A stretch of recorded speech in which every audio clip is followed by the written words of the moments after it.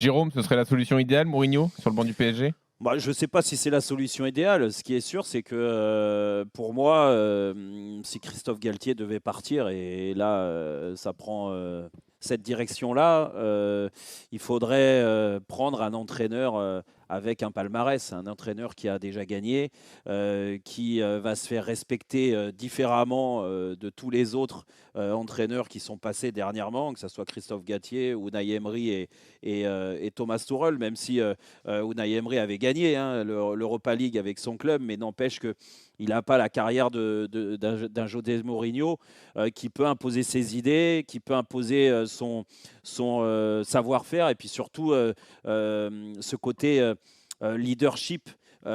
Prise de conscience professionnelle qui manque cruellement à certains joueurs du PSG aujourd'hui. Donc on voit le travail. Moi, certains ont dit, je veux bien, oui, mais il est cramé. Les dernières années de José Mourinho ne sont pas bonnes. Franchement, moi, je regarde l'AS Roma, tu regardes juste les résultats de l'AS Roma. Alors, la façon de jouer, elle est comme elle est. José Mourinho n'est pas forcément un adepte, entre guillemets, du beau jeu. Il a envie de gagner et il gagne avec les armes de son groupe. Et aujourd'hui, quand tu regardes l'AS Roma, ils sont troisième au classement, alors que bon, il n'a pas le meilleur effectif de Serie A. Donc bien placé pour se qualifier directement en Ligue des Champions. Ils sont encore qualifiés en Europa League et bon, ils ont perdu 1-0 le match aller contre Feyenoord. On peut penser qu'avec l'expérience d'avoir gagné l'année dernière la Conference League, et ce n'est que la Conference League, mais il a gagné.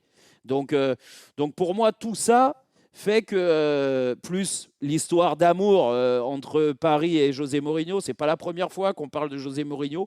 Je pense que là, toutes les planètes sont bien alignées pour que ça se fasse. Et pour rebondir sur les infos de Fabrice, moi aussi, je me suis un peu renseigné.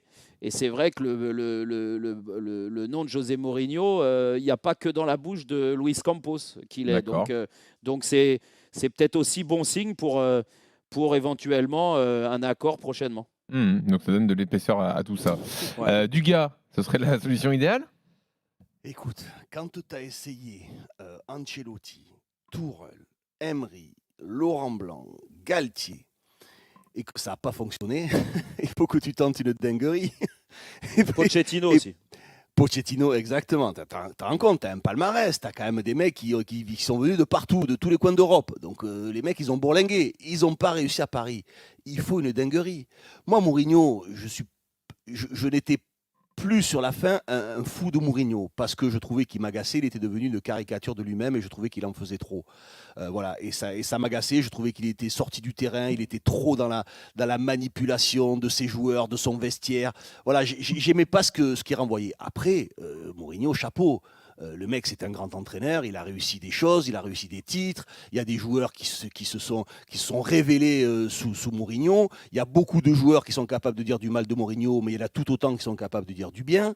Donc voilà. Après, ce vestiaire, il faut se poser la question. Et si c'était le choix de la direction, je me dirais peut-être qu'ils ont enfin compris. Tu sais, c'est un peu comme l'image, le mec qui arrive en prison. Si tu arrives en prison, les mecs, tu sais qu'ils ont envie de te mettre un peu à l'amende. Et là, tu prends les deux plus grands, les deux plus costauds, et tu les frappes. Et là, tu gagnes, mais tu gagnes le respect du vestiaire. Et Mourinho, c'est ce qui va se passer. Mourinho, avec sa dinguerie, avec son ego surdimensionné, il aura peur de personne. Si les autres, c'est devenu des agneaux, c'est devenu des gentils du jour au lendemain, alors que c'était des méchants, c'était des ogres, c'était des monstres, ils sont arrivés, c'était des agneaux.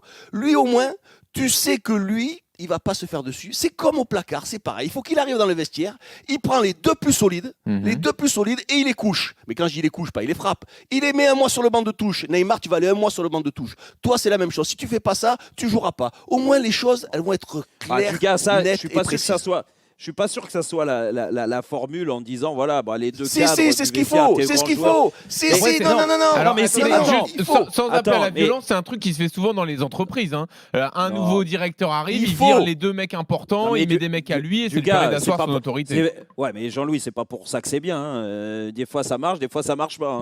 Donc, mais qu'est-ce qu'il fait le vestiaire? Non mais fais le constat du vestiaire aujourd'hui. Ils sont dans un confort. Du gars, il faut les secouer, c'est le seul moyen de secouer Neymar. Imagine Mourinho arrive au mois de juin, d'accord? Au mois de juillet, comme Galtier. et qu'il se rend compte au mois de juillet, parce que Galtier, je pense qu'il avait plein de bonnes idées, que Messi, Neymar, tous les mecs sont affûtés, ils sont prêts. Neymar, c'était le cas. Tout le monde l'a dit, et unanime, il n'a pas raté un entraînement, c'est Campos qui l'a dit, et moi je lui fais confiance. Quand il est venu dans l'émission, Jean-Louis, il nous a bien dit, j'ai rien à reprocher à Neymar, il est très professionnel, il arrive avant, il n'est jamais en retard. S'il n'y a pas bosse. De problème, il ne faut pas forcer une embrouille pour asseoir l'autorité. Il allait au McDo, il joue au poker, magnifique. Non, mais après, non, mais attention, je te parle du début de saison. Toi, tu me dis, quand il arrive dans le vestiaire, il doit les coucher, c'est-à-dire prendre des solutions en disant, toi, écoute, tu vas aller sur le banc, tu vas regarder les autres, et puis toi, pareil. Gratuitement, Jérôme, ça dépend de ce qui se passe. Je pense que c'est ça ce que veut dire Dugas. Il le fait au moment où il va au McDo, pas avant. Dugas, c'est pas ce qu'il dit. Oui, mais c'est pas ce que tu dis, dis, Dugas. Ce qu'il veut dire, c'est qu'il arrive au PSG, s'il y en a un qui franchit la ligne. Mais c'est ce qu'il a fait partout, alors avec plus ou moins de réussite. Il l'a fait dès son premier gros club où il était. Mais on voit que ça marche plus, les gars. Mais si tu couches Neymar et Verratti. Tu couches Neymar et Verratti. Les deux, tu les as pendant un mois, Merano. Mais Dugas, avant de les coucher, ces mecs-là, peut-être que José Mourinho, plus que les autres, aura avec Campos des bonnes idées en disant ils ont tous essayé. Arrête, ils ont tous essayé la calinothérapie. Ils ont tous essayé. Tu sais même pas ce que je vais dire. Tu sais même pas ce que je vais dire. Arrête de me couper. Je te dis juste que au bout d'un moment, peut-être que Mourinho avec Campos, dans la construction de l'effectif, avec le recul et l'expérience qu'il a, il dira au début, avant d'entraîner ces mecs-là, lui, je n'en veux pas.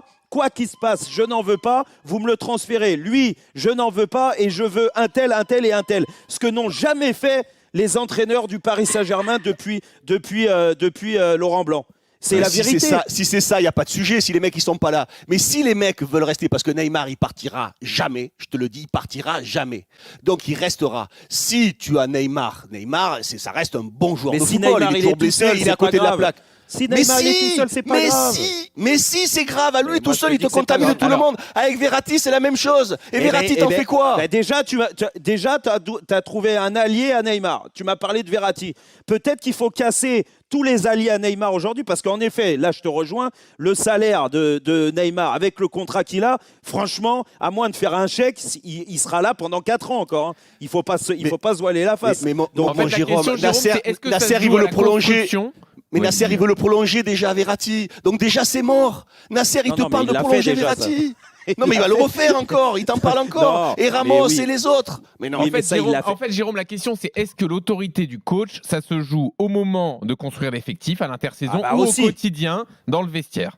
C'est ça la question. Du gars, c'est au quotidien, c'est pour ça qu'il faut asseoir ton autorité tout de suite. Toi, tu dis c'est quand tu construis l'effectif. Mais Mourinho, il est pas complètement contre. Si demain il vient, il accepte la mission, je pense qu'il ne l'accepte pas d'un point de vue financier, parce que de l'argent, il en a fait beaucoup, et il est en poste encore aujourd'hui. Donc, c'est pas comme si le mec, ça faisait comme Laurent Blanc, 4 ans qu'il n'avait pas entraîné. Donc, il est prêt à faire, je pense, quelques concessions, mais par contre, il faut aussi. Mais Jérôme, tous les effectifs, Mourinho, quand il a signé dans un club, il les a acceptés. Ça ne l'a pas empêché ensuite de faire ce qu'il avait à faire dans le vestiaire. Et à chaque fois, il a fonctionné de la même manière.